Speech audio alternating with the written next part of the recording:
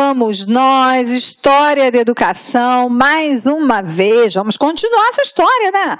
Já conhecemos tantas coisas, já discutimos tantas coisas, então este é o momento da terceira parte da aula de história de educação, tá? Anota tudo, é muita informação, eu sei que é muita informação, mas é história, né? A gente tem um tempinho de história, a gente tem tantas mudanças políticas e essas mudanças, elas vão reverberar justamente aonde? Pois é, na educação, na sua organização. E a gente precisa conhecer. Então vamos continuar agora. Lembra que na segunda parte dessa aula a gente parou na era Vargas, né? Nós discutimos todo o governo de Vargas, a ditadura do Estado Novo, as mudanças que vieram, né, os movimentos, as criações, os decretos dessa época. Hoje a gente vai dar continuidade e, para seguir a nossa linha do tempo, a gente vai falar agora de Juscelino Kubitschek. Eu não sei se vocês sabem, olha, eu fiz normal, né? Eu sou remanescente da escola normal. E eu fiz normal numa escola chamada Júlia Kubitschek, aqui no Rio de Janeiro, que era filha de Juscelino Kubitschek. Então, assim, a gente acabava tendo que estudar muito de Juscelino Kubitschek, até por conta da época. Essa escola existe até hoje, aqui no Rio de Janeiro, tá? E aí, um pouquinho da história de Juscelino Kubitschek para vocês. Então, Juscelino esteve no poder entre 1956 até 1961. Gente, ele foi um presidente bastante conhecido pelas suas obras, né? Então, ele era um democrata, ele tinha uma grande habilidade política e ele tinha uma marca, e essa marca era o desenvolvimentismo. O grande lema dele era 50 anos em 5. Imagina, gente, 50 anos de progresso, 50 anos de avanço em apenas 5, que foi justamente o período do mandato dele. Então, ele tinha um plano de metas com ênfase na indústria e com um desenvolvimento nacionalista. Ele abriu aqui grandes facilidades para as multinacionais e, principalmente, a gente não pode esquecer, ele foi o grande criador de Brasília, da cidade de Brasília. Neste período, a gente também tem mudanças, se a gente quer 50 anos em 5, a gente precisa pensar em educação. E, obviamente, que a gente tem mudanças, leis educacionais criadas em 1957, tá? Então, entre essas mudanças, a gente tem que falar que foi criada uma revista da escola secundária pela Campanha de Aperfeiçoamento e Difusão do Ensino Secundário, que era o CADES, do Ministério da Educação. E aí a gente começa, a partir desta revista, imagina, eu estou criando uma revista de educação, trazendo algo que até então não era organizado pelo Ministério da Educação. Em 1957, o ministro Clóvis Salgado, então, altera o projeto original da Lei de Diretriz e Base da Educação Nacional e envia para o Congresso Nacional um substitutivo de número 2222. Então, vamos lá. Tem Constituição, precisamos pensar na lei. A LDB era muito antiga, a gente precisava organizar melhor, então vamos lá pensar numa alteração. Em 1958, é criada a Campanha Nacional de Erradicação do Analfabetismo, que era a CNA, e também se realizou o 2º Congresso Nacional de Educação de Adultos. Então, você começa a ver, olha, campanha nacional, alguma coisa focada mais para as questões do analfabetismo, para a gente pensar nessa erradicação. Congresso pensando na educação de jovens e adultos, porque se a gente está falando de analfabetismo, a gente tem que falar de educação de jovens e adultos, educação de adultos, desculpe, não de jovens, a ideia, na época era só adultos, tá? Em 1959, a gente tem a emenda Carlos Lacerda. Essa emenda foi o 3º substitutivo pensado para a LDB, tá? Alterando muita coisa no projeto original. 180 educadores, então, lançaram um manifesto à nação solicitando ao governo que o projeto de Lei de Diretriz e Base da Educação Nacional fosse rejeitado. E, nesse momento, a educação estava passando por bastante alterações, sendo bastante pensada nessa perspectiva, e dentro desse cenário, a gente tem, então, a mudança de governo. E entra no poder Jânio Quadros. Jânio Quadros, aqui no poder em 1961, ele foi considerado um presidente teatral, contraditório, apresentava-se como uma renovação política, e tinha como símbolo a vassoura, tá? Símbolo da campanha dele, que significava varrer a corrupção. Então, você pode ver aqui a foto dele e a vassoura, né? Tendo ali por cenário, fundo, a bandeira nacional.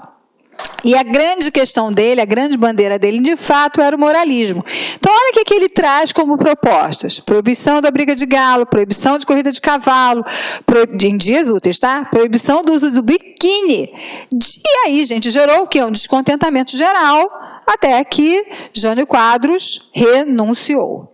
E aí a gente entra, naquele mesmo ano, no novo governo, que foi o governo de João Goulart. Tá? Então está aqui, João Goulart.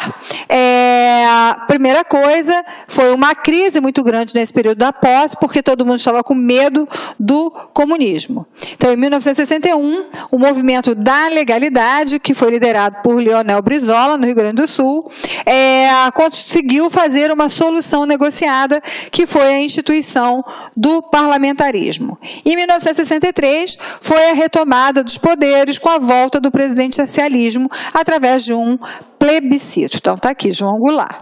Vamos lá. O que muda no cenário de João Goulart? A gente vai ver que as leis educacionais mudam também. Então, depois de 13 anos de discussões, é promulgada, então, a Lei 4.024, que regulamenta as diretrizes e bases da educação nacional. Olha, foram muitos anos de disputas, muitos projetos substitutivos e nada era votado. Em 61, a gente consegue fazer isso, tá? Então, o presidente João Goulart ainda vetou 25 artigos que posteriormente receberam aprovação pelo Congresso. O que acontece nesse mesmo momento? Surgem os Centros Populares de Cultura, que eram os CPC, que estavam muito ligados à UNE e ao Movimento de Educação de Base, que era o MEB, tá? Ligados à Confederação Nacional dos Bispos do Brasil, que era a CNBB, e ao próprio governo da União. Então, a gente começa a ver essa questão popular, as organizações populares que começam a tomar cada vez mais forma e que começam a se articular em relação às questões educativas.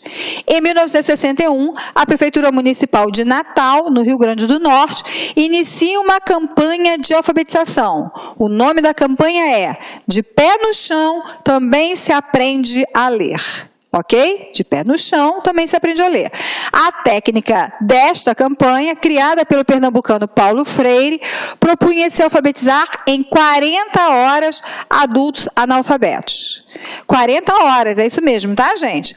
Então, a experiência teve início na cidade de Angicos, no estado do Rio Grande do Norte, e logo depois na cidade de Tiriri, no estado de Pernambuco. Sugiro a você, eu já sugeri em uma outra aula, mas eu sempre dou algumas sugestões, vai lá no YouTube e baixa um filminho chamado As 40 Horas de Angicos, que é justamente o relato dessa experiência de Paulo Freire neste movimento de alfabetização que começa lá no Rio Grande do Norte, com o nome De Pé no Chão, também se aprende a ler. E por que esse nome? Porque a gente está falando de trabalhadores rurais, a gente está falando de pessoas simples, bem simples, tá? Esse aqui é um cartaz da época desse projeto, tá? Então, De Pé no Chão, também se aprende a ler. Então, você vai ver que são pessoas simples, uma ideia de você trabalhar com o local, com o contexto. A gente não está falando de escolas organizadas, olha só os espaços que se tinham. Então, toda essa ideia desse governo,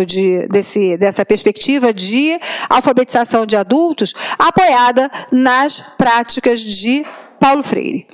Em 1962, então, criado o Conselho Federal de Educação, cumprindo o artigo 9º da LDB.